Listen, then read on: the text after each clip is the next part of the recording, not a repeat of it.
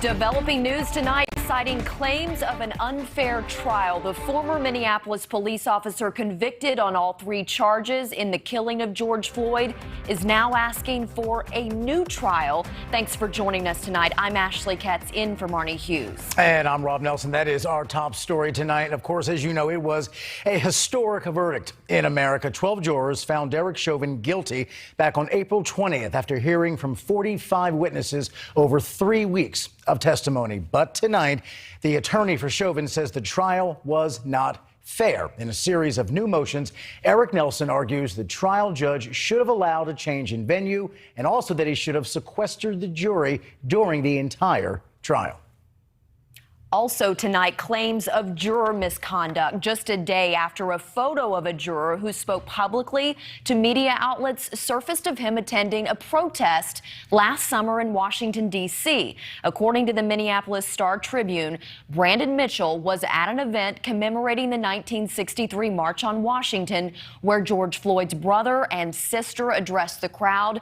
Mitchell allegedly wore a T-shirt saying, "Get your knee off our necks." In an interview with the Star-Tribune, he acknowledged that being in D.C. and also that his uncle was the one who posted the photo, but says he doesn't recall wearing or owning that shirt. He also says the march wasn't about George Floyd. It was about the anniversary of the March on Washington.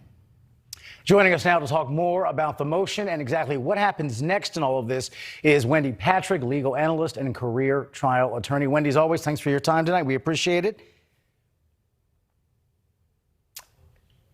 She may be frozen. Thank you, Rob and Ashley. It's always a pleasure to join you. All right, we had a slight technical hiccup, so hopefully you stay with us. Real quick, I guess the first question is fairly simple. Do you think the the defense team here has a valid argument? Well, yes, they have several valid arguments, and we've known about a couple of them since the trial. They're obviously arguing there should have been a change of venue and that the jury should have been sequestered. In other words, we should have moved the trial and confined the jury. We hear that every time there's a high-profile case. But now, as of today,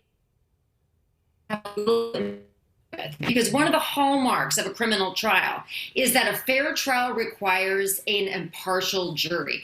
That means no stealth jurors, nobody on the jury that misanswered a question, whether it was inadvertent or intentional. And that's one of the allegations that no doubt is going to be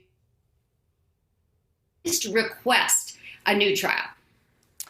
And speaking of that, Wendy, it has been reported that the juror in this case, Brandon Mitchell, did answer no to 2 questions on a survey before jury selection began about whether he had attended any protests related to racial justice in the aftermath of the George Floyd case. He said no to those 2 questions. So that may have been wrong, but he also did say during jury selection to the attorneys that he had a very favorable opinion of Black Lives Matter and a neutral opinion about Blue Lives Matter. So he did, in a way, give them at least a hint as to his personal thoughts on the matter.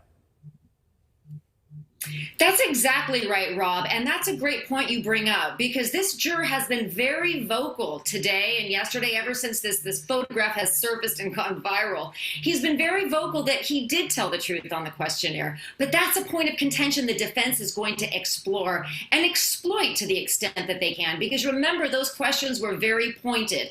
Sure, the rally wasn't in Minneapolis, so he answered that one correctly. But he had gone to a rally that did talk about Black Lives Matter. George Floyd's family spoke. So to say he doesn't remember wearing a shirt about a knee on the neck, that's going to be a point of credibility that the defense is going to argue. So this is an issue that may be explored, but will it be determinative? They may have better things to argue than that, given some of the other big issues they raised during the course of the trial. And let's be honest, there was a whole lot surrounding this case. Of course, you had the failure to sequester. You got the change of venue denied by the judge. You had the announcement during jury selection about the settlement to George Floyd's family days before the trial started. And in the middle of all that, of course, you had the shooting of Daunte Wright 10 miles from that courthouse. So there was the subtext of this trial was great. And the judge, of course, right there on the bench, was critical of the comments made by Congresswoman Maxine Waters. So a lot of subplots in the trial. What do we expect the judge to do now, and what's the time frame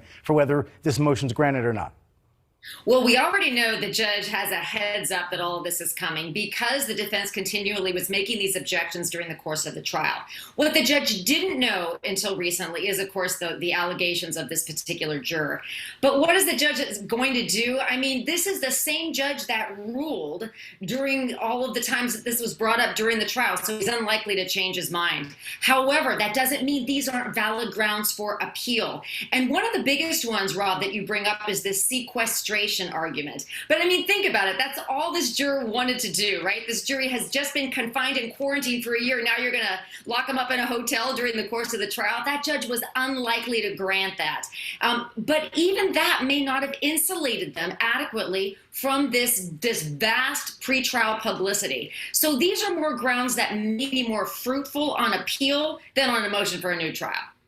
We'll certainly see what the judge does. Many factors here, including the video itself, which now the world has seen so many times. Wendy, as always, thanks for your time. We appreciate it. Thanks, Rob. Ashley.